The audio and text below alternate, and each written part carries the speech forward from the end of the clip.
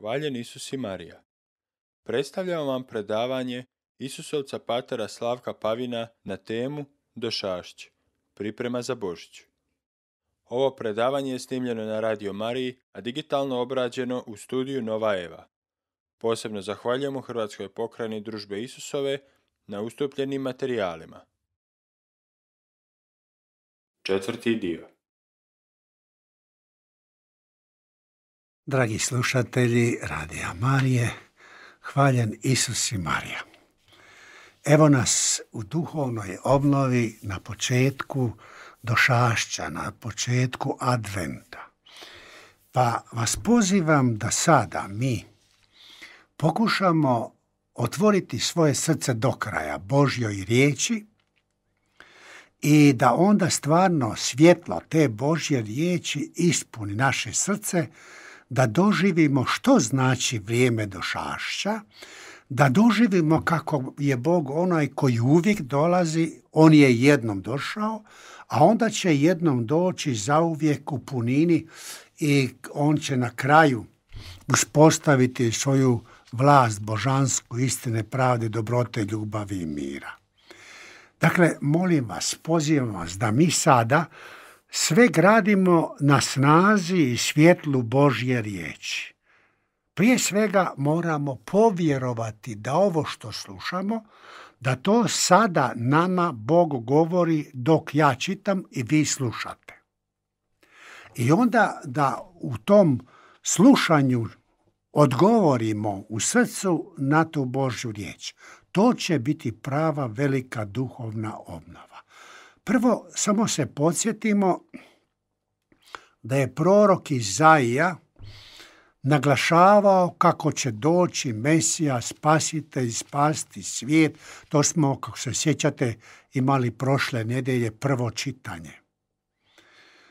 A onda drugo, evanđeosko čitanje govori o onome što će se zbiti.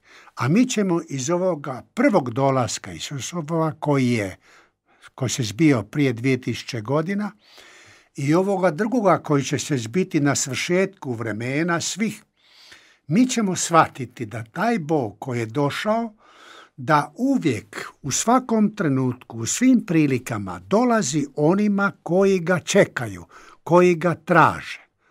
Često ljudi pitaju se malo čudno ime Došašće. Šta, o čemu se radi? A stvar je vrlo jednostavna. Došašće znači vrijeme kad Bog na posebni način dolazi. Došašće znači nama svima upozorenje da je Bog onaj koji će i sada u ovoj duhovnoj obnovi doći svakome od nas koji ga tražimo i koji upravo zbog toga slušamo i obavljamo ovu duhovnu obnovu. Pa molimo Gospodina da njegova riječ tako snažno u nama djeluje da čujemo stvarno što svakome od nas Bog Isus Krist želi reći u ovoj duhovnoj obnovi. Gospodine,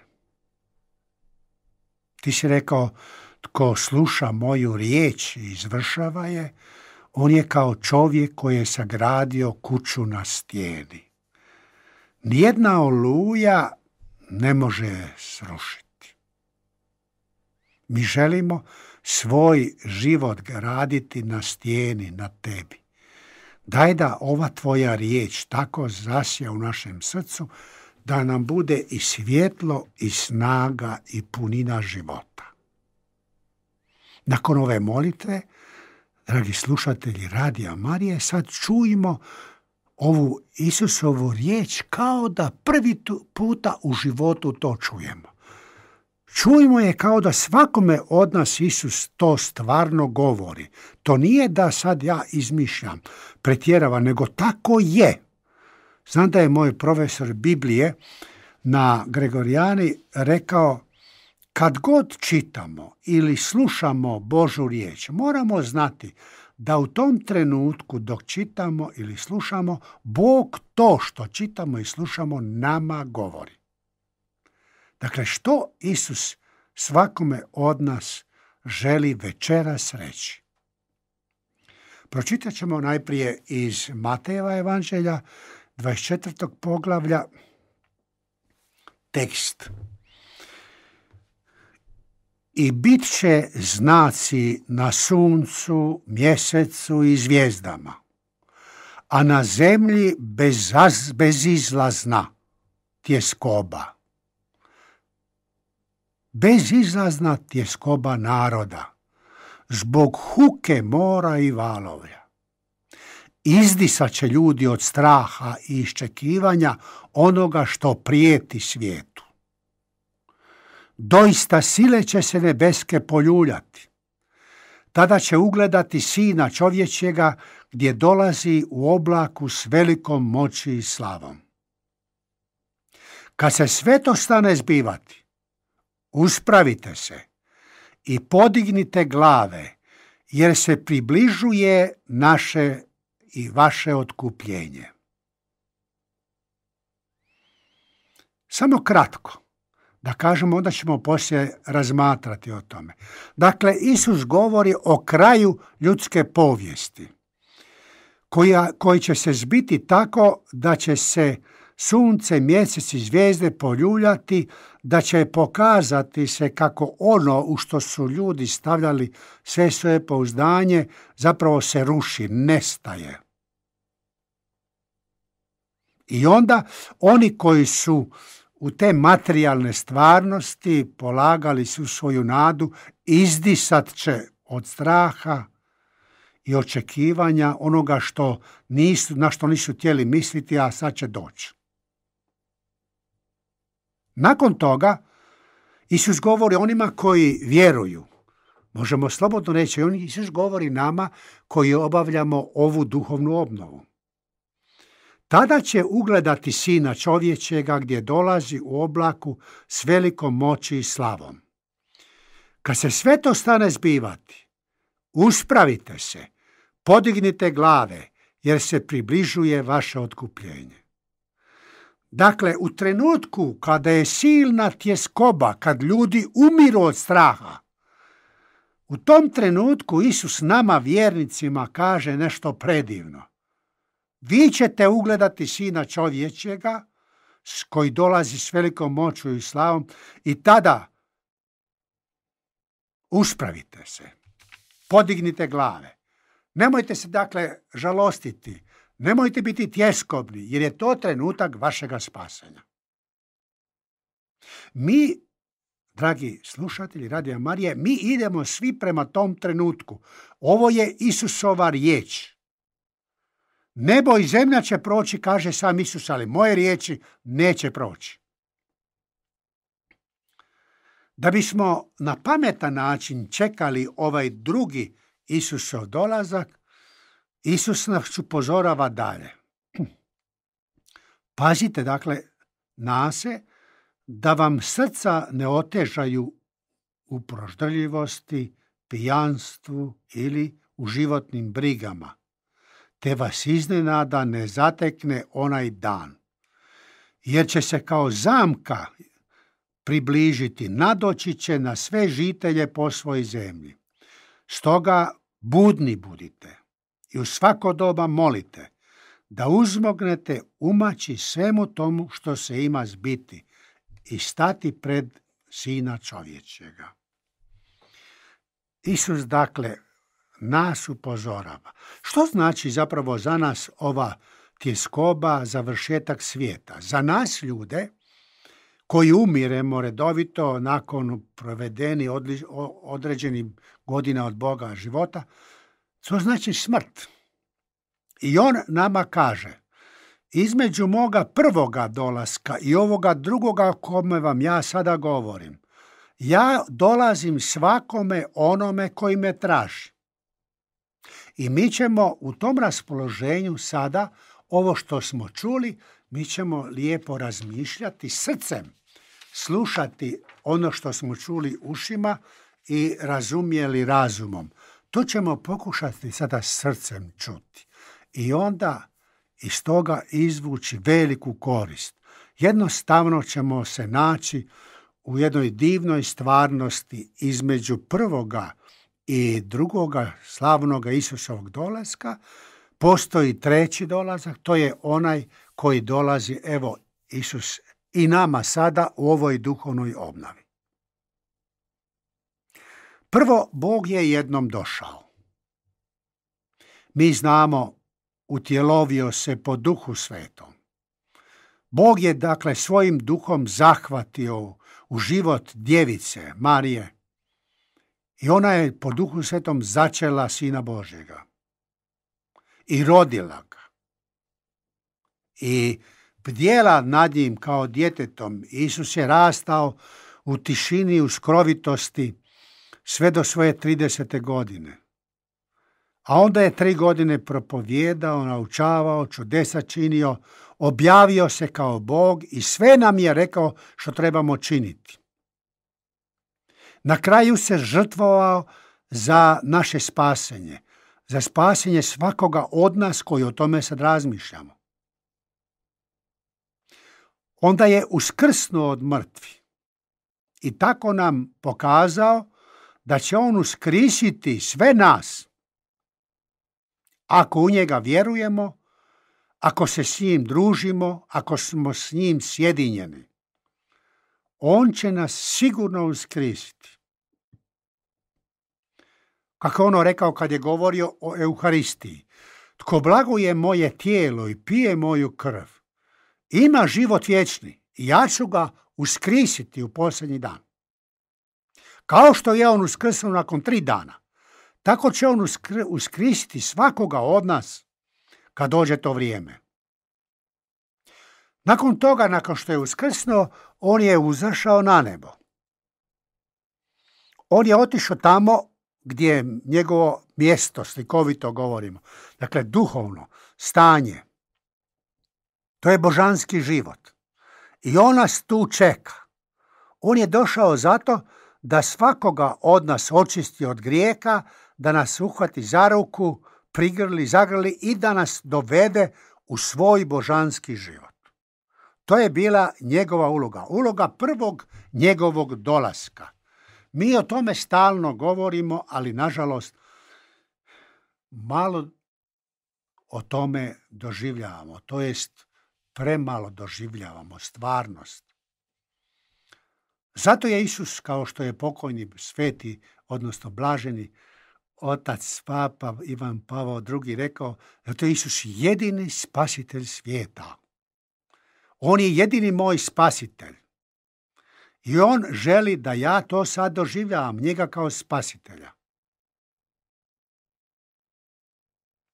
Koliko ću ja to doživjeti, njega i taj njegov božanski život i njegovu božansku poruku, ovisi o meni. Koliko ću u ovom životu surađivati s njim. Koliko ću se s njim povezati, sjediniti i njegovom milošću i snagom ostvariti njegov zakon ljubavi, koji je garancija vječnoga života. I ova obnova, dakle, utjecat se sigurno na tu predivnu stvarnost da se s Kristom povežemo i onda sigurno idemo prema njegovom drugom dolasku.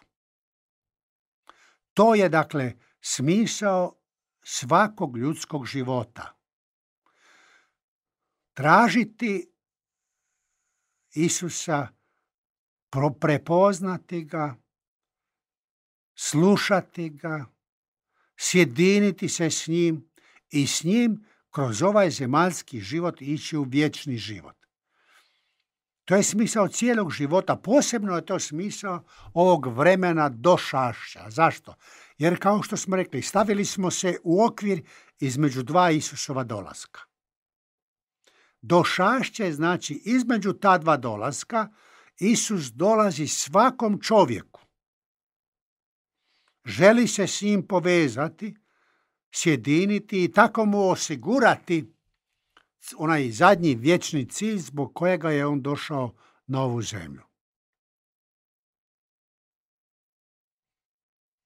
I dok budemo razmišljali o Božoj riječi, evo molimo za svjetlo i snagu da svatko od nas večeras čuje što mu posebno Isus želi reći.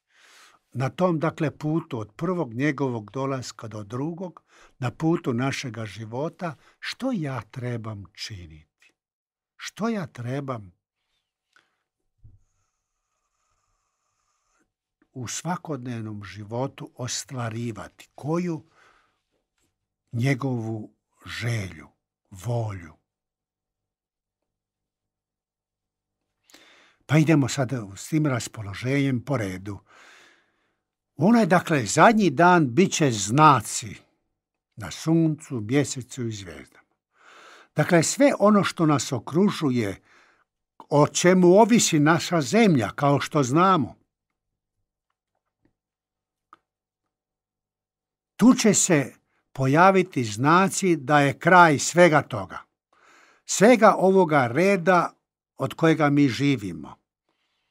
Znamo kako to ide, kako zemlja ide oko sunca, kako je ona nagnuta tako da imamo 4 godišnje doba, kako ona dovoljno je daleko od sunca da je sunce ne sprži i dovoljno blizu da se ne smrzne, da se pretvori u led. Sve je to Bog uredio. To sve, dakle, je Bog tako stvorio da je to jedna sigurnost da možemo proživjeti u takvim okolnostima jedan ljudski život. Ali on, dakle, nama kaže, ali doći će kraj, doći će vrijeme kada više neće se to moći događati, ovaj red, sve će se razbiti. Sve ono što se nama, ljudima, činilo stabilnim, stalnim, vječnim, odjednom će se rušiti, nestajati. Ono na čemu ljudi grade svoj ovozemaljski život, a zaboravljaju vječni život za koji su stvoreni, sve će to odjednom izmaknuti, odnosno doživjet će oni da u to su stavljali lažne nade. I zato će onda nastati ono što kaže Isus, tjeskoba silna, izdisat će ljudi od straha i očekivanja onoga što prijeti svijetu, jer evo, nestaje ono na čemu je dosta bila njihova sigurnost. Sad su se doista, kaže Isus, sile nebeske poljuljale, pokrenule.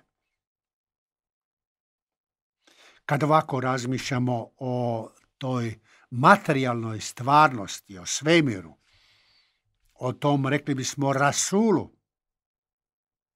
što je zapravo konkretna poruka za nas ljudi ovdje na zemlji?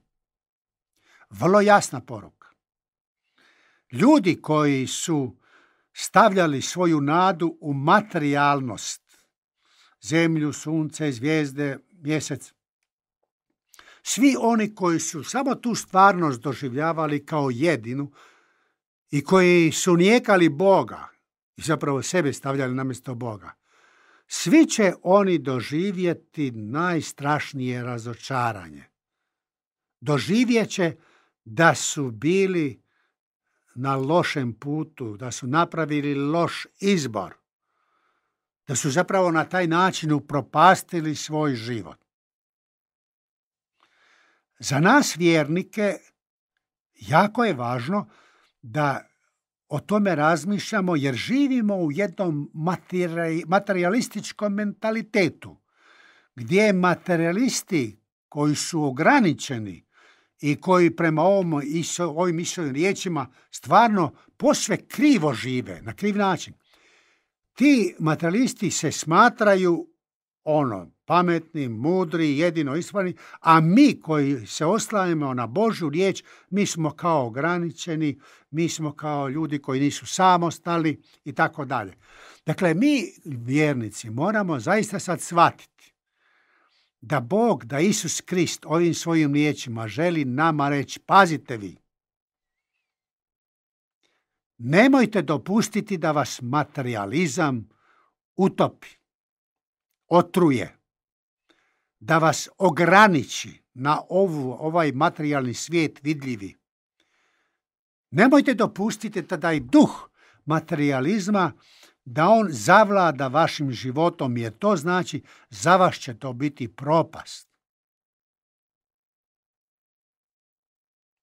I oni koji su se udaljili od Boga, oni će, kao što smo malo prije pročitali, izdisati od straha i iščekivanja onoga što prijeti svijetu. Oni će stvarno shvatiti, dakle, da su promašili. Njihov život je potpuno promašen. Izdisat će od muke, od tjeskobe. Prvo, gubi se njihov smisao života. Drugo, ne vide više smisao ni u čemu. Jer nisu se povezali s Kristom, s Bogom. Ovdje ćemo, dakle, zastati malo, pa ćemo malo razmišljati o čemu. Koliko ja dopuštam da duh materijalizma utječe na mene. Koliko ja dozvoljavam, recimo, da me mentalitet ovoga svijeta tako zapljusne, tako inficira, zarazi, da ja ne vidim onu duhovnu stvarnost. I da onda počnem sumnjati u tu duhovnu stvarnost. Pazite, prirodno je da mi koji vjerujemo moramo boriti se za svoju vjeru i da onda pritom normalno dolaze sumnje, teškoće, tjeskobe, da jednostavno Bog traži od nas neprestano da se učvršćujemo u svojoj vjeri. I kad dođu te sumnje, nejasnoće, ne treba gubiti glavu, nego tada treba u poniznosti samo govoriti: Gospodine, ja želim vjerovati. Vidiš, ja sad ne razumijem zašto ovo, zašto ono, ali ja želim vjerovati. Pomozi mojoj slabosti. Daj mi svjetlo, svoje svjetlo, pa da ja onda vidim na koji način ću živjeti u tom svjetlu vjere. Ovakva molitva je dragocjena. I takva molitva će nas spasiti, jer će stvarno Bogu se ta molitva jako svidjeti i on će u stvari onda pokazati da je njegovo svjetlo i njegova snaga jača od ovih materijalnih privlačnosti, od napasti, kao da Boga nema i da je vjera nešto izmišljeno i tako dalje.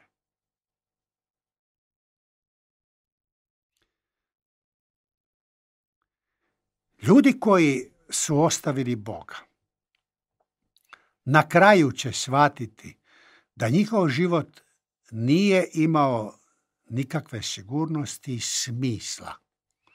Pogotovo na kraju. Da više ništa nema smisla. Sve je izgubljeno. Sve ono u što su se pouzdavali nestaje zauvijek. Sve ono u što su se pouzdavali izgubit će smisao zauvijek. Dakle, materijalizam, ateizam, bezvjerstvo, agnosticizam, on vodi do ovoga strašnoga trenutka o kome ovdje Božja, Isusova riječ govori. Kad ljudi budu vidjeli da su bili promašili cijeli svoj život i da više ne mogu to popraviti, to je onda strašno.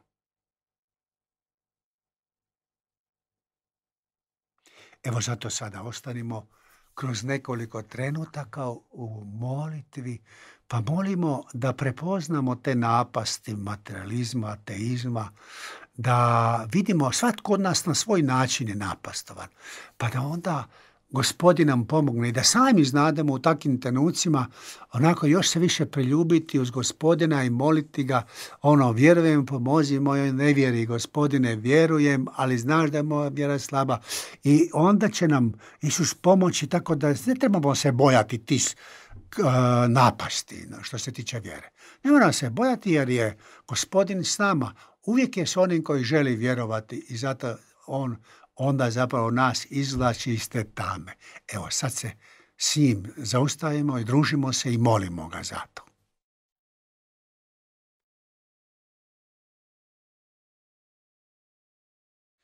Dragi slušatelji Radija Marije,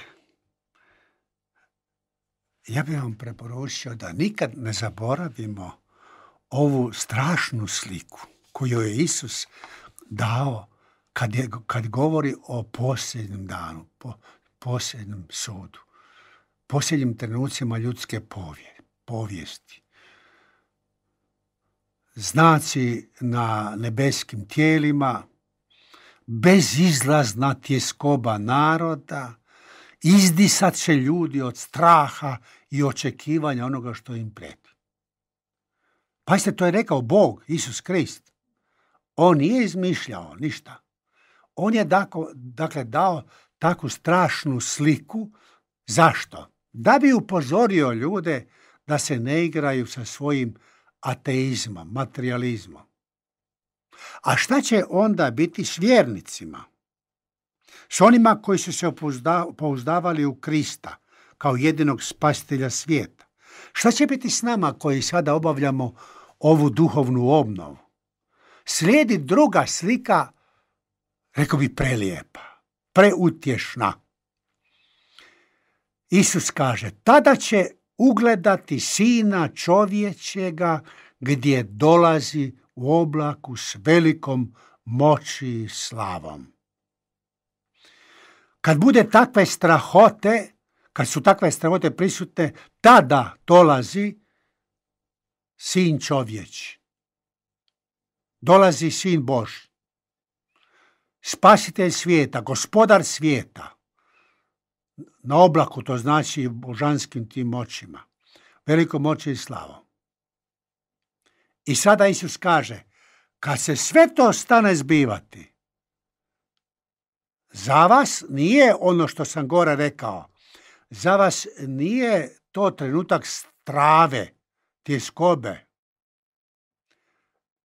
Vi se uspravite, podignite glave, jer se približuje vaše otkupljenje. Mojim dolaskom dolazi vaše otkupljenje, vaše spasenje. Za nas, dakle, vjernike, te strahote koje su predznak prije nego će Isus doći, one samo označavaju da iza toga dolazi Isus. Dolazi spasitelj, otkupitelj. Ako je to u povijesti čovječanstva na kraju, tako Isus sam opisao, onda znači još nešto važno, praktično za nas. Kad dođu nevolje ovoga života, velike, mi obično tada gubimo glavu, što se kaže. A Isus nama kao vjernicama kaže, pazite, ne bojte se, tada u takvim trenucima uzdignite glave, uspravite se. Jer kroz te nevolje dolazi vaše spasenje. Pa vidimo sami da su mnogi ljudi upravo po nevoljama svoju vjeru doživjeli snažnije, bogatije, punije. Jednostavno su se s Bogom onda više povezali. Ono što je danas aktualno možemo i ovdje spomenuti.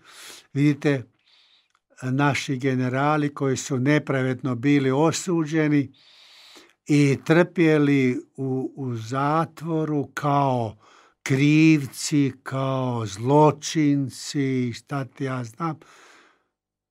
Oni su to prihvatili. Sjećate se prošle godine kad je bila ta osuda, smireno, bez riječi.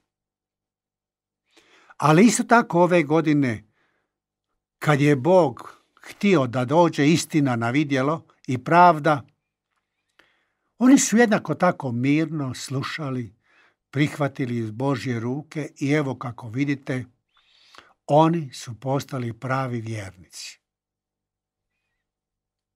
Naš general Gotovina zavjetovao se da će prve nedelje kad bude došao iz zatvora, da će napraviti hodočašće u Mariju Bistricu i on je to učinio. Rekao je da neće ići u Vukovar jer da će on otići tamo da dadne počast onima koji su ubijeni u obrani domovine, ali da je imao drugog posla, to nije rekao, ali on je došao u Bistricu i on kao svaki hodočasnik, on se ispovjedio, pričestio i pokazao pravu vjeru. I njemu je Bog sada, koliko vidimo svi, njemu je Bog iznad svih drugih utjecaja, i onih negativnih i onih pozitivnih. On jednostavno pokazuje da se daje voditi od Boga, od vjere. Sve nevolje koje je dakle proživljavao, vidite, u njegovu životu su rodile ovim plodom pozitivnim.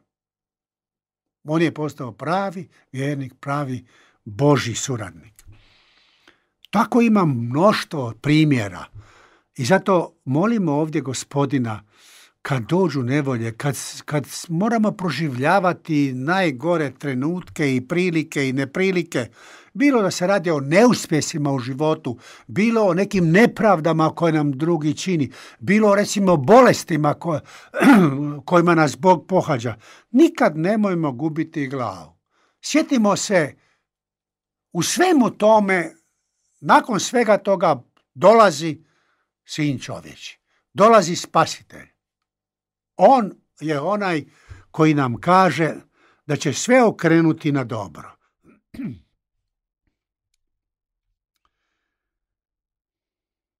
Ova, dakle, Isusova riječ tako je važna za nas, ljude vjernike. Neizreciv izvor sigurnosti, radosti, oduševljenja, sve suprotno od onoga što će doživljavati oni koji su odbacili Boga, Krista, vjeru. Nas Isus, dakle, tješi, upozorava, mora u nama biti puno više optimizma, vedrine. I zato ponovno kažem, vraćajmo se na tu strašnu, tamnu sliku koju je Isus dao. Sunce, mjesec, zvijezde, znaci na njima ljuljaju se, poljule se, nestaje sigurnosti, ljudi izdišu od straha. U takvim trenucima tada ćete ugledati mene. Mene, spasitelja čovječanstva. Dolazim u silnoj moći i sili božanskoj, u slavi. Kad bismo, vidite, povjerovali u tu Isusovu riječ i u toliko raznih poruka i pouka i poticaja od duhovnih ljudi, da nikad ne gledamo teškoće i tjeskobe kao nešto negativno, koliko bi naš život bio lakši, koliko bismo im bili vedriji, sigurniji. Jasno, pazite, da teškoće izazivaju u nama velike muke, odnosno da bez Božje pomoći mi te teškoće ne možemo podnositi. One su jače od nas. I upravo zbog toga ovaj tekst nam treba uliti jednu sigurnost da se okrenemo Bogu i da mu kažemo Isuse, evo, ove tjeskobe, ova izdisanja, to je za one koji u tebe ne vjeruju. A mi koji u tebe vjerujemo, ja koji u tebe vjerujem, ja znam da se iza svega kriješ ti, da iza svega ti dolaziš i da ti meni donosiš, preko svega toga donosiš mi spasanje. Kako divna stvarnost. Često puta, znate, vjernici, pogotovo oni koji su na početku nekako vjerovanja, oni misle da je vjera u nekakvim euforičnim stanjima, raspoloženjima, ekstazama i onda po tome mjere da li su dobri vjernici ili nisu. Ne. Prava vjera je ona koja živi u ovim strašnim trenucima i u tim trenucima vjerom prepoznaje Isusa koji dolazi. Isusa koji se krije u svemu tomu. U svim tim nevoljama. Zato crkva, vidite, ljude koji su dali svoj život za vjeru, za Boga, crkvu, crkva i bez ikakvih drugih dokaza proglašava svetima. Jer su oni najgoru situaciju doživjeli kao hod prema Bogu.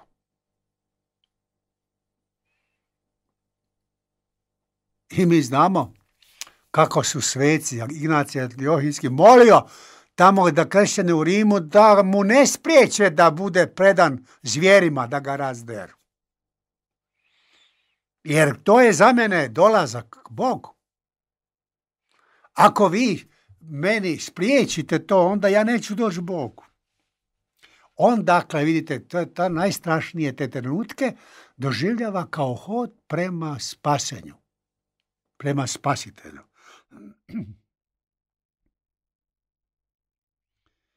Kad se sve to, dakle, stane zbivati, Isus kaže, uspravite se. Dakle, gledajte gore, podignite glave. Za vas to su trenuci otkupljenja, trenuci spasenja. Uostalom, toliko puta smo to čitali i znamo da je temelj naše vjere upravo Kristova patnja.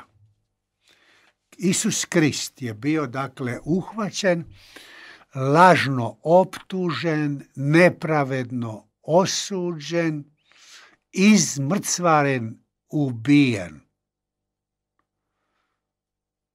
Nakon toga on uskrsava i nama daje božanski život.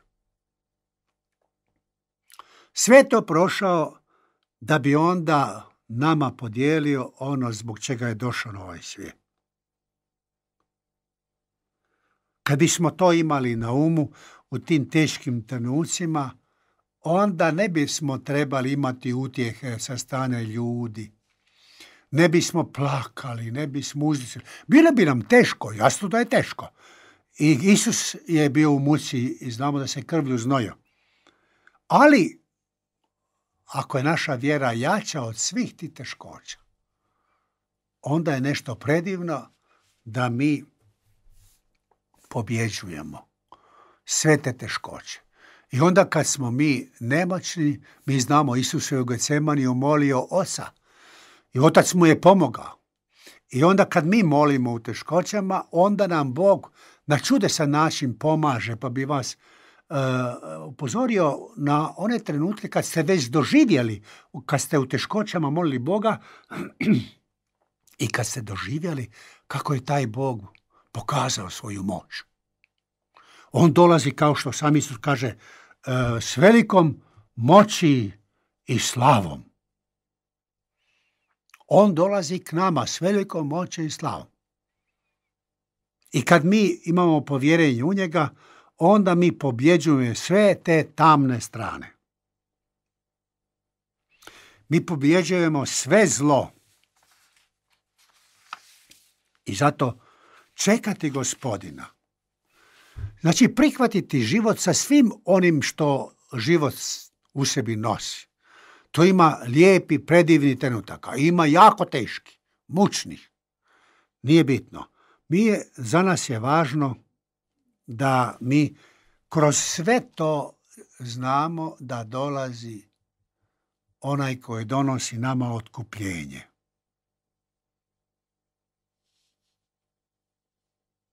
Ovdje ćemo sad opet zastati i žarko moliti Gospodina da nam dadne da u svim tim teškim trenucima naša vjera bude takva da se mi podignemo,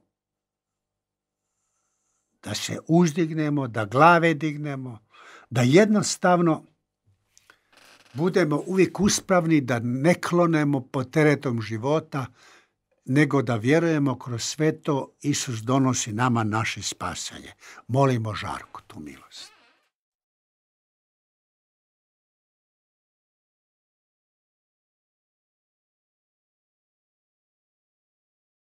Dragi slušatelji Radija Marija, dakle 2 misli smo radili, barem nakratko, onako prvo, kako se trebamo boriti protiv materijalizma, ateizma, jer ono sa sobom nosi strahote.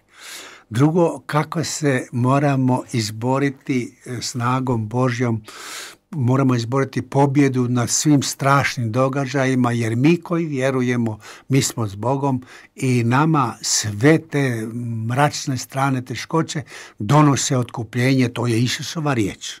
To je nešto predivno. A sada na kraju Isus nam želi reći, upozoriti nas koja su raspoloženja između njegovog prvog i ovog drugog strašnog dolaska, koja su raspoloženja važna za nas ljude. On kao Bog poznaje našu narav, pa je bio vrlo kratak. Pročitat ću, dakle, koliko ima 3 retka opet iz Matejeva 24. poglavlja. Pazite na se da vam srca ne otežaju u proždrljivosti, pijanstvu i u životnim brigama, te vas iznenada ne zatekne onaj dan, jer će kao zamka nadoći na sve žitelje ove zemlje. Stoga, budni budite i u svako doba molite, da uzmognete umaći svemu tomu što se ima zbiti i stati pred Sina čovječega.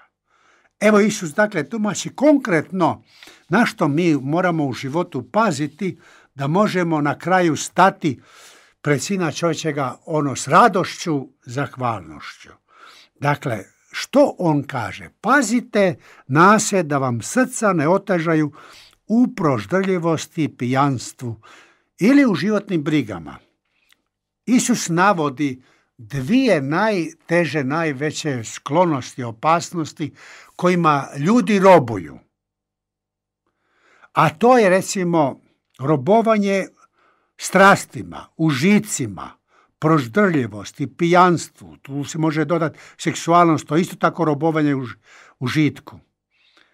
On nas upozorava da čovjek je u opasnosti da se dadne zarobiti od onoga, recimo, čime se hrani, što pije. Jer to je Bog dao i apetit i tu hranu, ali ne zato da čovjek robuje tome, nego da znade gospodariti nad tim. I zato on kaže, pazite, ako vam srca otežaju u proždrljivosti, to jest ako postanete robovi proždrljivosti i pijanstva, onda nećete biti sposobni za ovu duhovnu povezanost sa mnom i nećete moći onda dočekati taj dan kao dan oslobođenja, nego će ostati za vas mračan dan. S druge strane, kaže da ljudi su otežali srca životnim brigama. Životnim brigama. To je ono, znate, kad čovjek bi htio imati nešto pod svaku cijenu, a nema, pa je stalno u grču. Ili boji se da će nešto izgubiti što mu je važno i opet je u grču. Koliko danas, na primjer, ljudi ima koji se daju zarobiti od briga? Koliko se mi, recimo, brinemo za zdravlje? Joj, šta će biti ako ja obolim, ako mi se dogodi to i to, kakva nesreća? Sveti Ignacije Loyolski, to sam već jedan put ovdje spomenuo, kaže da ne treba više cijeniti zdravlje nego bolest, jer je bolest dar Božji kao i zdravlje. On, dakle, kaže jednostavno, ne trebamo se brinuti. Što god Bog dadne, kakve god neprilike, to je za naše dobro. Uostalom, ako nas Bog voli više nego mi volimo sebe, zašto bismo se onda brinuli kako će izgledati naš život? Može biti jako relativno ugodan. To će biti Božji dar. Ako budu i teškoće, tu će biti Bog prisutan koji će nam pomoći u tim teškoćama i mi ćemo i te teškoće znati iskoristiti za svoj unutarnji mir i radost. Prema tome, ne smijemo, dakle, ničim se zarobiti.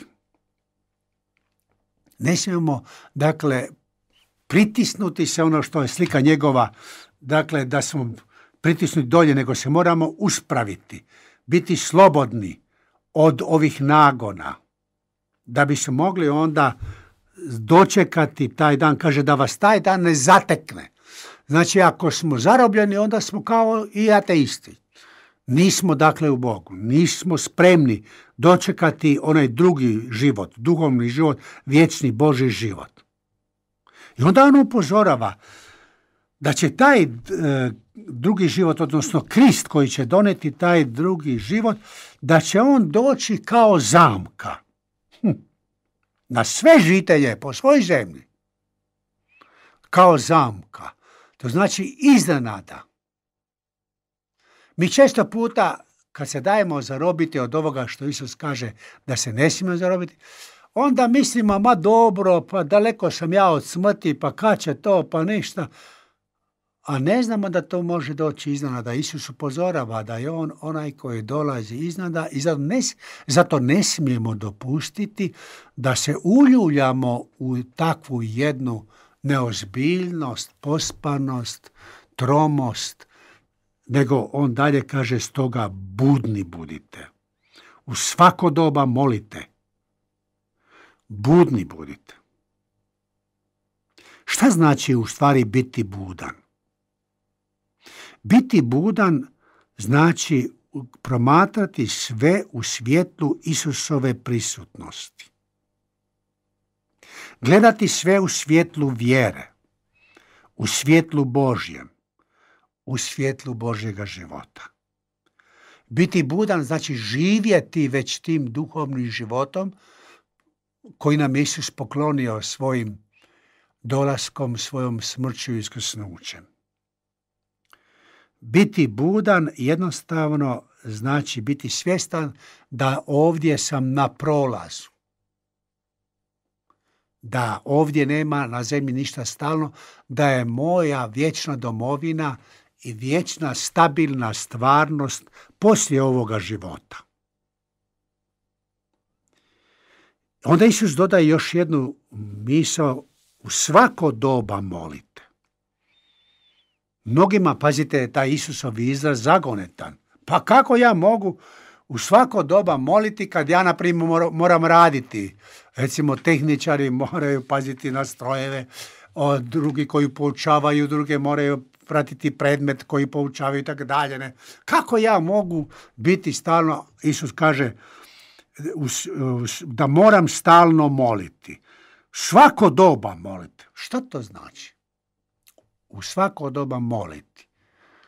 Dragi slušatelji Radio Marije, to znači u svako doba ja moram imati otvoreno srce za Božju riječ, za Božje djelovanje, za Božju milost. Otvoriti se, biti raspoloživ da napravim ono što Bog u ovom trenu od mene hoće. U ovoj prilici, ovoj neprilici, u ovom susretu s ljudima, u ovoj žrtvi, recimo koju moram podnijeti, šta znam, podnosim nepravde i ove neuspjehe, šta ti ja znam drugo, bolešćine. Ja dakle moram u svako doba otvoriti svoje srce i jednostavno biti s Isusom. Biti vjernik znači jednostavno već ovdje na zemlji živjeti u svjetlu vjere, u svjetlu Božje prisutnosti, Kristove prisutnosti. Nije li to u stvari područje koje nam može pomoći da se mi ispitamo koliko smo stvarno vjernici? Mi znamo da danas ima puno vjernika samo formalni, koji kažu da su vjernici, pa možda onako i oni bi željeli biti vjernici, ali u praksi oni žive kao da Boga nema. U praksi oni su praktični ateisti. Za njih Bog ne postoji. A kažu da su vjernici. Ali u praktičnom životu Bog nije prisutan u njihovom životu. Dakle, zato je važno budan biti, moliti, to jest otvarati se i stalno biti povezan s Bogom. I zato što sam već 2 puta danas spomenuo, inače to govorim kada imamo duhovnu obnovu, da se pitam, čekaj Bože, a šta ti meni govoriš po ovoj riječi, po ovoj misli? Ti očito meni želiš nešto reći. To znači biti budan. To znači to moliti, znači biti otvoren. I kad ja tako pristupam, onda znam da će mi Bog dati odgovor na to moje pitanje. Jer on je tu. I kad sam ja budan, onda ga ja vidim i čujem. I onda i ova duhovna obnova i svaki trenutak našega života u toj svojoj prisutnosti postaje plodan. On donosi onda spasenje.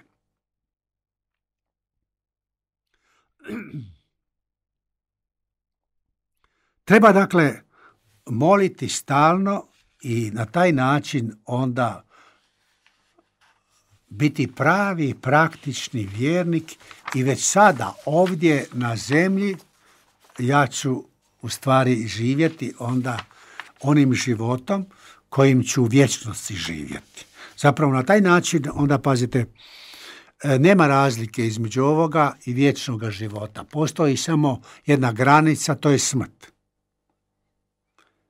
Ali ono kad mi nosimo u sebi klicu Božjega života, onda za nas smrt nije nikakva tragedija.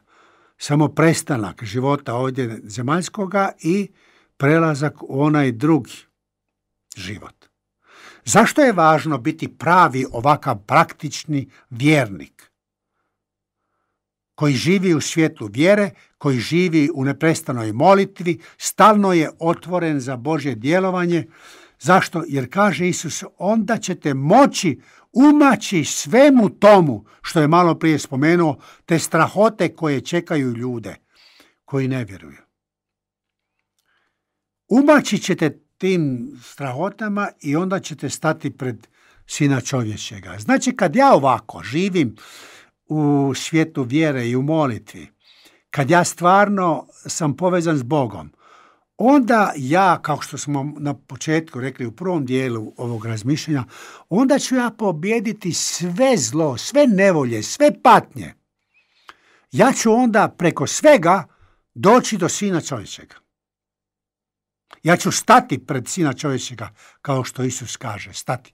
Znači, ja ću proći sve nevolje i ja ću doći pred njega i ja ću njega onda doživjeti kao svoga Mesiju, kao svoga spasitelja, kao onoga koji je smisao moga života, prva ljubav svijeta, izvor svake ljubavi, izvor svake sreće, blaženstva, svake punine života. Sam je rekao, ja sam pun, put, istina i život. Evo, taj Isus sad stoji pred svakim od nas i kaže mi, jesi sad čuo, put kojim trebaš ići, da sigurno onda možeš doći do mene, da možeš pobijediti sve ono negativno, loše, zlo u svom životu i da onda jednoga dana, kao što sada u vjeri stojiš predamnom, a ja pred tobom, tako ćeš jednoga dana u punini.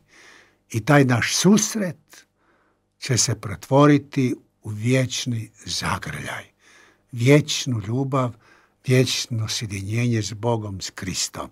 To će biti božanski život, to će biti naš božanski život koji nam je Bog poklonio. Neka nam evo i ova duhovna obnova pomogne da hrabro, vedro, snažno i radosno idemo prema tom cilju. Sad vas lijepo pozdravljam, želim vam laku noć, hvaljen Isus i Marija.